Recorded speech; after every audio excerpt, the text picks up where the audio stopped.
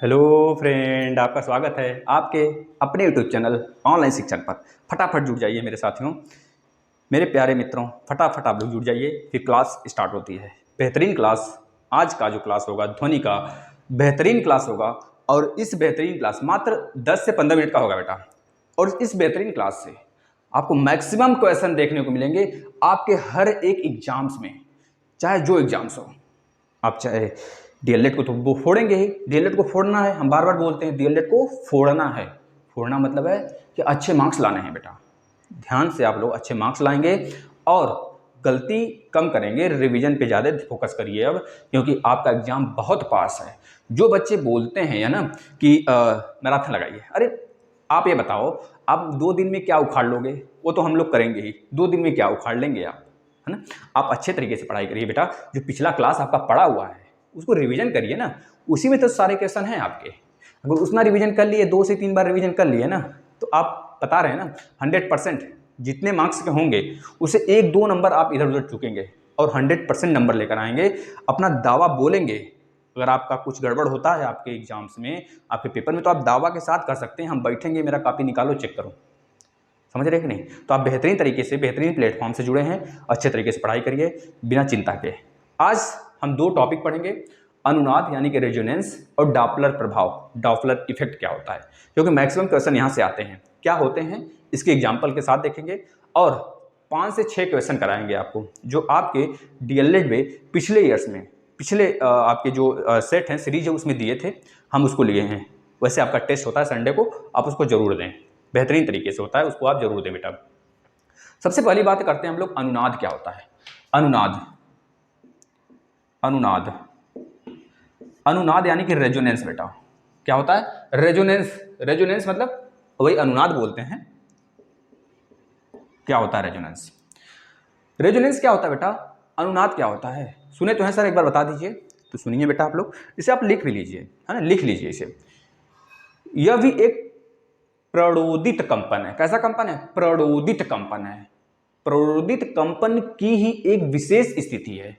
यह भी एक प्रणोदित कंपन की विशेष स्थिति है जब कंपनकारी वस्तु की स्वाभाविक आवृत्ति तथा अन्य वस्तु की आवृत्ति ठीक बराबर हो जाए तो परिणामी कंपन का आयाम अत्यधिक हो जाता है, बढ़ जाता है। जब अत्यधिक बढ़ जाता है तो इसे ही कहते हैं अनुनाद, या फिर कंपन का अनुनाद कहते हैं, रेजोनेंस कहते हैं। समझ आ गया? जैसे अगर हम बोलें एक पुल है, नया एक तरह से पुल बन रहा है बेटा। नया क्या, मान लीजिए पुराना एक पुल क्यों ना हो, है ना। वैसे जो नए पुल बनते हैं उसमें, और जो पुराने थोड़े से पुल हो जाते हैं उस पर। अभी हाल की एक नोटिस आई थी, सबसे ज़्यादा जो पुराने पुल हैं वो भारत में ही स्थित हैं। भारत में ही स्थित हैं, जर्जर, सबसे ज़्यादा पुराने स्थिति के जो पुल हैं, पुराने होते जाते तो उनका जो है समय तो कम होता जाता है ना। जैसे कि आप सुने होंगे बनारस में, फिर लखनऊ, बहुत सारे जो ब्रिज गिर जाते हैं बनते वक्त। इसका कारण क्या होता है? यही अनुनाद ही तो होता है। इसका कारण अनुनाद ही होता है बेटा। अभी हाल में जो बनारस में पुल गिरा था, है ना, आपको पता है ना, हम उस समय बनारस में ही थे। तो जब पुल गिरा था बेटा, तो पता है क्या हुआ था? उस समय भी रेजोनेंस का ही कारण था, अनुनाद का ही कारण था। वो तो पुल की पूरी बैंड बना के सरिया वगैरह सजा के उसे रख दिया गया था ऊपर, लेकिन गिरा क्यों? ये रेजोनेंस के कारण गिरा। जब, सुनिए ध्यान से, अब एक आपको एग्जांपल लेते हैं। कोई पुल बन गया, तैयार हो गया। अब उस पुल पे जो हमारे सैनिक हैं, जो हमारे वीर जवान हैं, अगर वो एक साथ 20 की संख्या में या फिर 100 की संख्या में मान लेते हैं, एक साथ अपना पैर खूब जोर से पटकते हैं।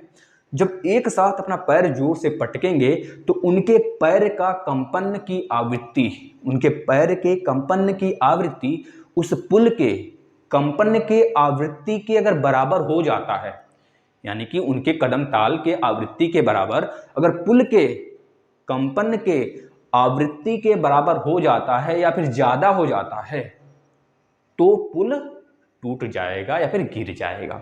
ये बात आप लिख लेंगे। बस यही कारण था बनारस में पुल का गिरना, क्योंकि वहां पे बहुत ज्यादा भीड़ थी। लोग कहते हैं भाई उतना बड़ा पुल कोई ढकेलेगा थोड़े, रखा है, बन रहा है, हो सकता है कोई मिस्टेक हुआ हो, लेकिन कंपन इसमें अहम रोल निभाता है बेटा। जो गाड़ियां आती जाती हैं, क्योंकि बनारस में ट्रैफिक भी उतनी होती है, उस समय बहुत सारी गाड़ियां, बहुत सारे लोग का डेथ भी हुआ था, एक्सीडेंट बहुत भयानक हुआ था। बस यही कारण था। है ना। यह थोड़ा सा कारण था और कुछ वजह और रहा होगा तो उसके बारे में हम नहीं चर्चा कर सकते यहाँ पे। और जो लेकिन अहम था, ये थोड़ा मोड़ा देखा जाए तो यह भी कारण उसमें शामिल माना जा सकता है, रेजोनेंस का कारण, पुल गिरने का। तो याद रखेंगे रेजोनेंस क्या होता है, पता चल गया। दोनों की आवृत्ति सेम हो जाए या फिर ज़्यादा हो जाए, किसकी आवृत्ति, जो सैनिक का पैर पटकने का या फिर कदम ताल मिलाने की आवृत्ति है, ज़्यादा हो जाएगा तो पुल गिर जाएगा। इसे ही अनुनाद कहते हैं, रेजोनेंस कहते हैं, पता चल गया। एक बात और, जो रेडियो की अनुनाद होती है, रेडियो भी अनुनाद के ही सिद्धांत पर जीवित रहता है या फिर स्वरित करता है। याद रखेंगे बेटा, रेडियो भी अनुनाद के ही सिद्धांत पर स्वरित करता है या फिर बजता है, बोलता है, जो हम लोग सुनते हैं रेडियो, उसी रेडियो की बात कर रहे हैं। जितने भी रेडियो हैं नाम आप याद होगा आपको, आप बता देंगे। डॉपलर प्रभाव की बात करते हैं, दूसरा नंबर डॉपलर इफेक्ट, है ना, मोस्ट इंपॉर्टेंट है बेटा डॉपलर इफेक्ट। लोग केपलर और डॉपलर में कंफ्यूज आते हैं। केपलर तो आप पढ़ेंगे बेटा प्रकाश वाले चैप्टर में, जो आपकी जब आप वर्ल्ड ज्योग्राफी के अंतर्गत आ जाता है। केपलर जो है तो ग्रहों की गति का सिद्धांत दिए थे ना केपलर, तो केपलर और डॉपलर में आप कंफ्यूज नहीं होंगे। एक आपके सीरीज में ही एक क्वेश्चन दिया था, केपलर की जगह मतलब डॉपलर की जगह केपलर लिखा था, तो हम उसे सही किए हैं, उसको हम संडे को इंक्लूड करके आपको कराएंगे, है ना, उस क्वेश्चन को। तो इसी वजह से हम पढ़ा रहे हैं आपको, थोड़ा सा आपको यह भी बता दिए कि आपकी सीरीज है कोई, उसमें दिया था डॉपलर देना चाहिए था उसे, लेकिन दे दिया है केपलर, तो वह करेक्ट कर लीजिएगा आप लोग अगर आपको दिखे तो। डॉपलर इफेक्ट क्या होता है बेटा, डॉपलर इफेक्ट यानी कि डॉपलर प्रभाव क्या होता है, बताइए।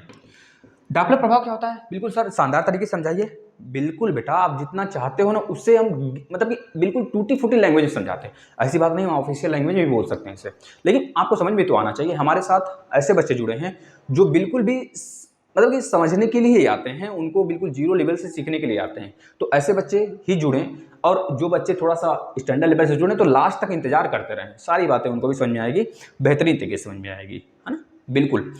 जब किसी ध्वनि को स्रोत तथा श्रोता के मध्य आपेक्षिक गति होती है, जब किसी ध्वनि का स्रोत मतलब क्या, जहां से ध्वनि निकलती है, श्रोता मतलब क्या, जो सुनता है, जो सुनता है उसे श्रोता बोलते हैं। लोग कहते हैं ना कि जो अच्छा श्रोता है वही अच्छा लेखक बन सकता है ना, तो वही श्रोता जो अच्छा सुन सकता है, जो अच्छा सुन सकता है, जहां से स्रोत से ध्वनि निकल रही है, जिस भी माध्यम से निकल रही है।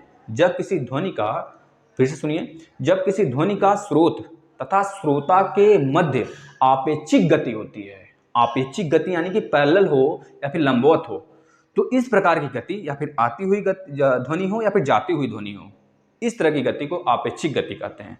तो श्रोता को ध्वनि स्रोत की वास्तविक आवृत्ति परिवर्तित हुई सुनाई देती है।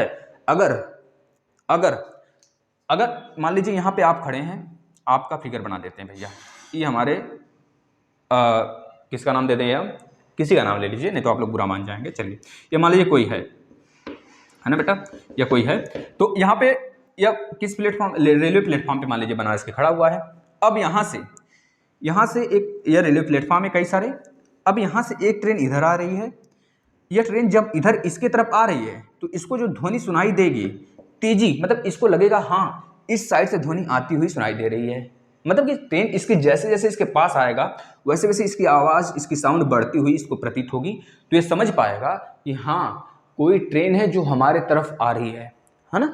लेकिन अगर यही ट्रेन इस प्लेटफॉर्म पे खड़ा है, पता चला ये हमारी ट्रेन नहीं है, इसका पता चला कि भैया ये तो मेरी ट्रेन नहीं है, हमारी ट्रेन अभी आएगी नहीं, तो बस यही ट्रेन जब यहाँ से इधर जाने लगता है तो इसको जो है, इस श्रोता को ध्वनि जो है धीरे धीरे पहले तो स्टार्टिंग में तेज होगा, है ना, फिर धीरे धीरे कम होना स्टार्ट हो जाती है और दूर बिल्कुल चले जाने के बाद इसको ध्वनि बिल्कुल भी नहीं सुनाई देती है।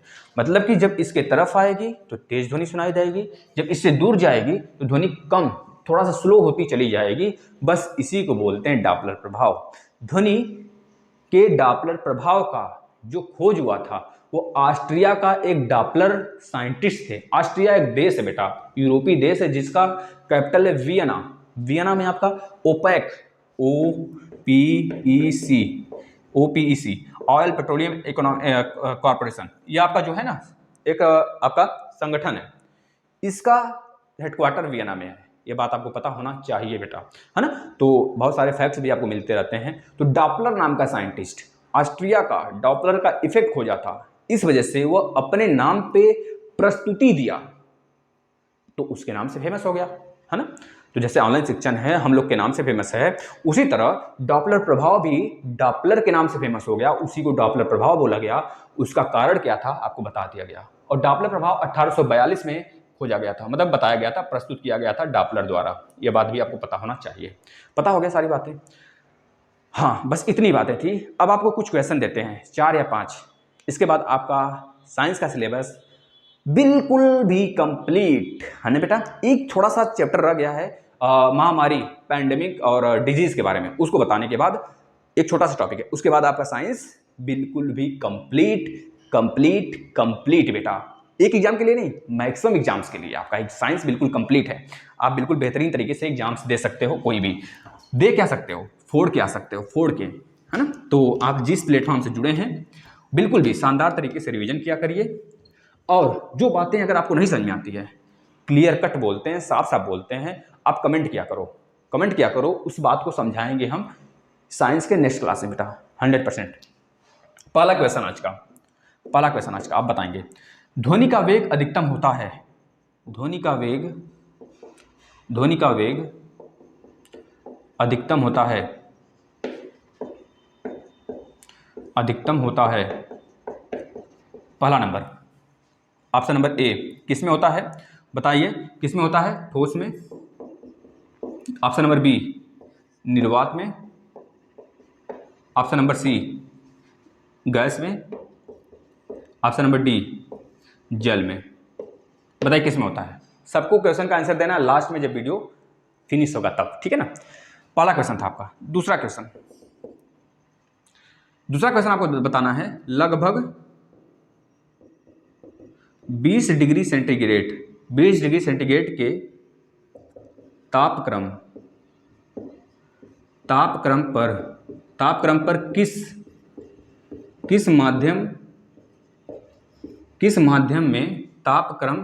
पर किस माध्यम में ध्वनि की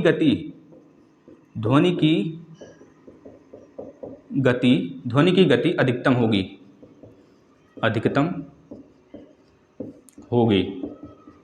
ऑप्शन नंबर ए लिख लीजिए हवा। ऑप्शन नंबर बी लिख लीजिए आप ग्रेनाइट। ऑप्शन नंबर सी लिख लीजिए पानी। सबका आंसर सही आना चाहिए, सबका, कोई भी साथी छूटने ना पाए। अपने लक्ष्य पे पहुंचना है तो इस तरह तो पढ़ाई करनी पड़ेगी।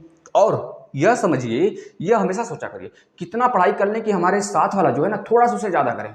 अगर थोड़ा सा उससे ज़्यादा करेंगे ना, क्योंकि आप भी पढ़ रहे हो, आपका साथी भी पढ़ रहा है, थोड़ा सा अगर उससे ज़्यादा करेंगे तो नौकरी किसकी फिक्स, आपकी कि उसकी, आपकी ना फिक्स होगी बेटा। तो थोड़ा सा ज़्यादा पढ़ने की कोशिश क्या करिए। वो एक बार देख रहा है वीडियो तो आप 2 बार देखिए। अगर आपको लगता है वो 2 बार देख रहा है तो आप 3 बार देखिए। समझ में आ गया। रिवीजन करिए। प्लेलिस्ट में आप जाएंगे, प्लेबैक में ना, प्ले स्पीड में जाएंगे तो यूट्यूब पे ऑप्शन रहता है, वीडियो प्ले स्पीड 2 कर लीजिए, दुगने स्पीड से देखिए। कम समय में आपको आधे घंटे की वीडियो 15 मिनट में खत्म हो जाएगी।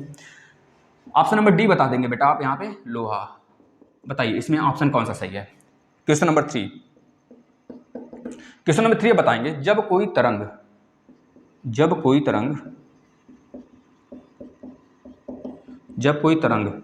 एक स्थान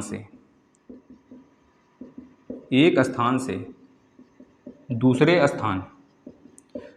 स्थान पर जाती है, एक स्थान से दूसरे स्थान पर जाती है तो क्या परिवहन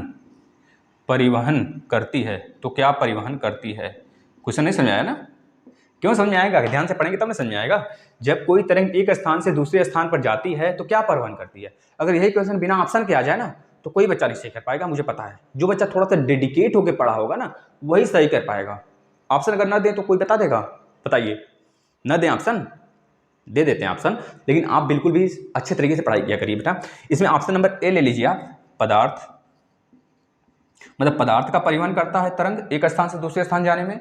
बी में ऊर्जा का परिवहन करता है, क्या ऊर्जा का परिवहन करता है जो आपका तरंग होता है। ऑप्शन नंबर सी बता देंगे आप, क्या वह द्रव्यमान का परिवहन करता है, द्रव्यमान का। चलिए इसमें ऑप्शन नंबर 3 ही ऑप्शन देते हैं, एक और दे दें क्या, 3 ही देते हैं। इनमें से कोई नहीं, एक ले लीजिए डी, इनमें से कोई नहीं, चलिए अब बता दीजिएगा आप लोग इसका आंसर क्या होने वाला है। तीनों क्वेश्चन फटाफट नोट करिए, तो 2 क्वेश्चन और लिखते हैं इस पर हम, फटाफट सारे बच्चे नोट करेंगे। चलिए अच्छा इधर लिख देते हैं, इधर लिख दें, इधर ही लिखते हैं ना थोड़ा सा, तो क्योंकि इधर वीडियो थोड़ा लंबे क्वेश्चन इधर तक आएंगे ना। इसे नोट करिए आप, हो गया, नीचे का नोट करिए, हम ऊपर लिखते हैं। सारे बच्चे नोट करेंगे और अच्छे से बेहतरीन तरीके से इसका सारे लोग सही आंसर देंगे भैया। देखिए एक साथी हैं जो क्या नाम है उनका, नेहा पांडे हैं, और एक और भाई पांडे हैं जो पांडे पांडे कहती रहती हैं हमेशा कि पांडे सिस्टर आ गई, तो थोड़ा सा और एक देखिए नाम नहीं याद आ रहा हमको, सुमन है क्या, क्या नाम है, एक और हैं ब्रदर हैं, क्या नाम है देखिए उनका नाम नहीं याद आ रहा है, मुझे याद रहता है, भूल जाते हैं पढ़ाते पढ़ाते, क्या दिक्कत है। आप लोग थोड़ा सा बुरा ना माना करें, है ना। कितने बच्चों का नाम याद करेंगे, सारे लोग हमारे तो हैं, सारे लोग अपने हैं, सब आपकी फैमिली है बेटा। क्वेश्चन नंबर 4 आप लिखेंगे, ध्वनि ऊर्जा को वैद्युत ऊर्जा में परिवर्तित करने वाले यंत्र का नाम बता दीजिए। जो ध्वनि ऊर्जा है, ध्वनि ऊर्जा को वैद्युत ऊर्जा में परिवर्तित करने वाले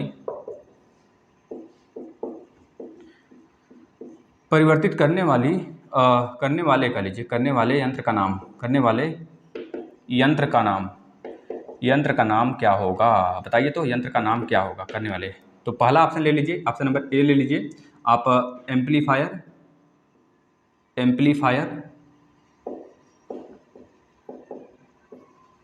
ऑप्शन नंबर बी ले लीजिए, क्या, आलापक।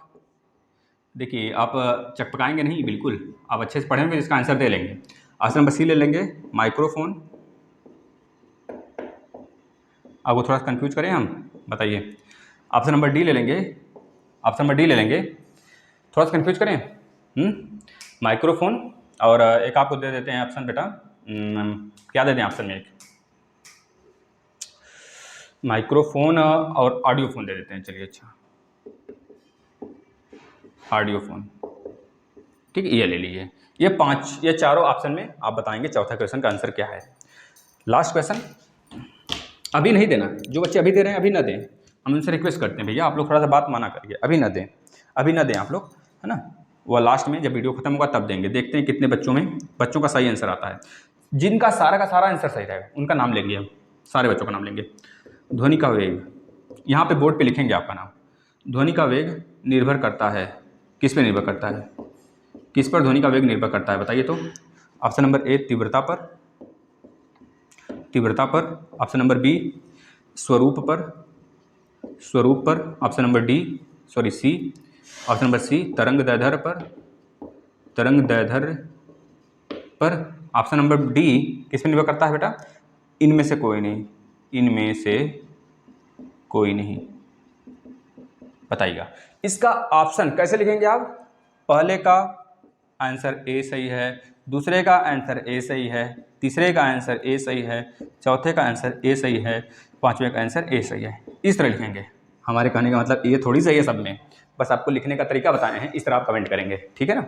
चलिए फटाफट सारे बच्चे कमेंट करेंगे और वीडियो खत्म होते ही आप कमेंट करेंगे, भूलना नहीं है, नहीं तो फिर पता चला भूल गए और याद भी नहीं रहा, दूसरे क्लास में आ गए, है। तो इस तरह आप लोग बिल्कुल चिंता न किया करिए, आराम से पढ़ाई करिए मजे के साथ। रिवीजन बेस्ट है, रिवीजन पे ध्यान दीजिए, सक्सेस मिलेगी बेटा। चलिए धन्यवाद।